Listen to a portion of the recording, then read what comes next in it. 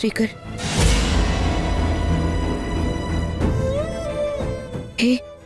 ఏంటిది? ఎందుకు చిన్నపిల్లల్లో ఏడుస్తున్నావు? అసలు ఏం జరుగుతుందో అర్థం కాకుండా పోతుంది. అమ్మ ఎవరికి ఏం అన్యాయం చేసిందని చివరికి తన ప్రాణాల మీదకొచ్చింది.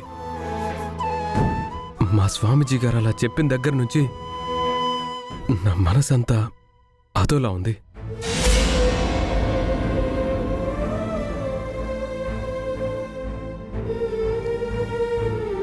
నా వలన ఎప్పుడు ఎక్కడ ఎలాంటి తప్పుదం జరిగిందో తెలీదు గాని రోజు రోజుకి అమ్మవారి కృపకు పాత్రురాల్ని కాకుండా పోతున్నాను. అమ్మవారు నన్ను పరీక్షిస్తోంది.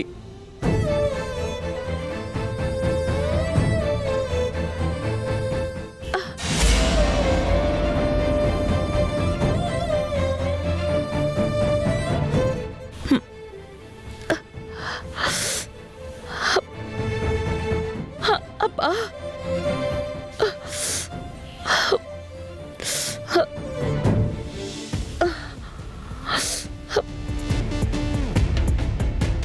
అబ్బా,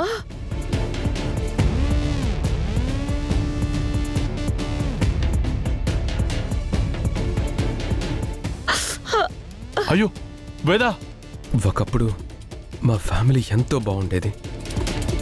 కొంతకాలంగా ఎవరికీ మనశ్శాంతి లేకుండా అయిపోయింది.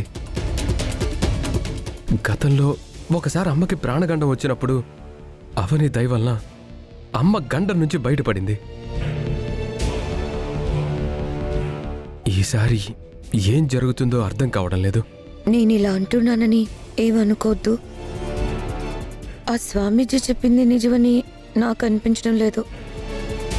అయినా మనం చదువుకున్న వాళ్ళం. ఇటువంటి మూఢనమ్మకాల్ని ఎంకరేజ్ చేయకూడదు. ఎంత పెద్ద చదువులు చదివినా డివోషనల్ విషయంలో నెగ్లిజెన్స్తో ఉండకూడదు మాయా.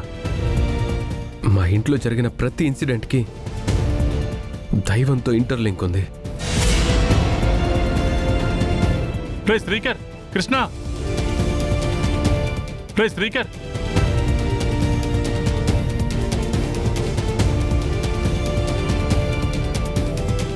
ఏమైంది చూద్దాం పద.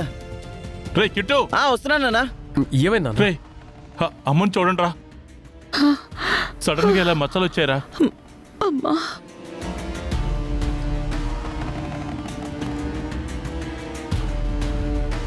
వేదా, అమ్మా, అమ్మవారు పోసినట్టుంది. అవును, ఇది అమ్మవారే. అమ్మవారు పోయడం అంటే? Chicken pox. సిద్ధేశ్వర స్వామీజీ చెప్పినట్టే జరుగుతుంది. ఏ క్షణాన అత్తయ్య గారికి ఏం జరుగుతుందో ఏంటో ఏం అర్థం కావట్లేదు. దీని గురించి భయపడాల్సిన అవసరం లేదు. దగ్గరలో ఉన్న డాక్టర్ని పిలవండి, సెట్ అవుతుంది.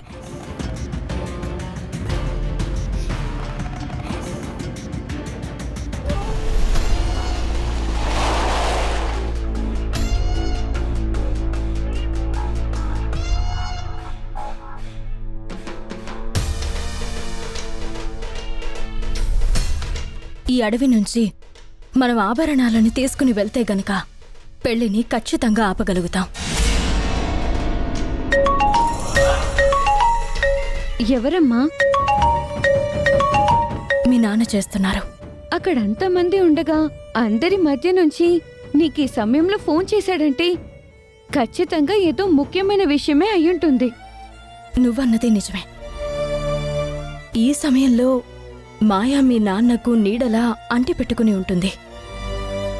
అయినప్పటికీ మీ నాన్న దగ్గర నుంచి ఫోన్ వచ్చిందంటే ఇదేదో ఆలోచించవలసిన విషయమే.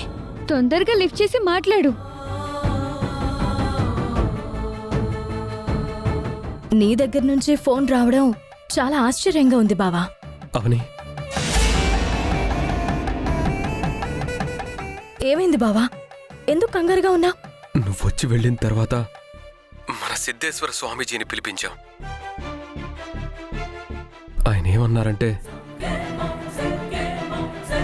రేపు సూర్యోదయం నుండి సూర్యుడు అస్తమించేలోపు ఆ ఆభరణాలను ఆయా గుడులకు సమర్పించాలి. అలా జరగని ఎడల వేదవతి మీకు ప్రాణాలతో దక్కదు. స్వామీజీ గారు చెప్పిన విధంగా ఖండం తాలూకా సంకేతాలు కనిపించాయి.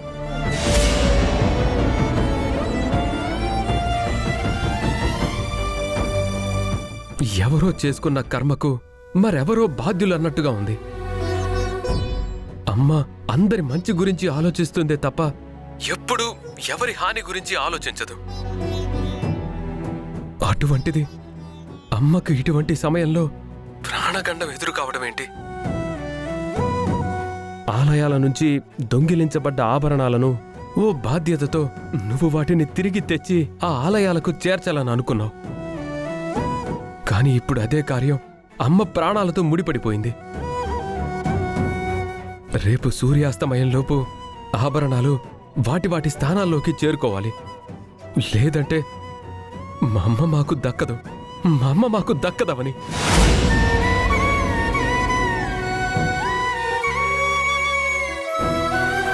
మనిద్దరం విడిపోకూడదనే సంకల్పంతో నేను చేస్తున్న ప్రయత్నం ఇప్పుడు ఈ విధంగా మలుపు తీసుకుంటుందని నేను అస్సలు ఊహించలేదు. జరగరాందేదైనా జరిగితే నష్టపోయేది నువ్వు మాత్రమే కాదు, 10 ఊర్లు నష్టపోతాయి. ఎందుకంటే వేదవతి 10 ఊర్లకు అమ్మ. నష్టపోయేది మీరు మాత్రమే కాదు, నేను కూడా.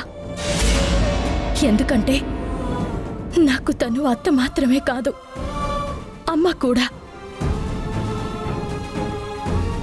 ఆనాడు నా మేనమామకు భార్యగా, మీ వంశంలో కోడలిగా అడుగుపెట్టింది. మీ ఇంటిలో దీపం వెలిగించింది.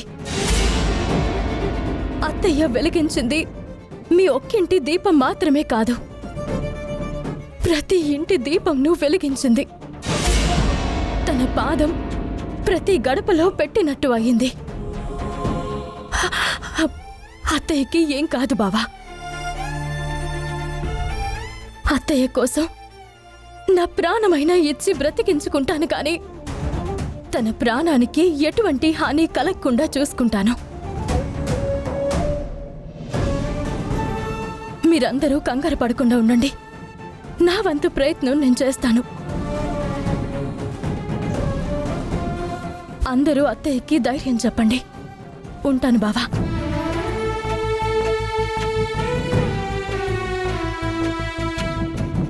అమ్మ కోసం మేం కొంతవరకే చేయగలం. అత్త కోసం నువ్వెంతైనా చేయగలవని. అలాంటి నిన్ను నేనెలా దూరం చేసుకోగలను?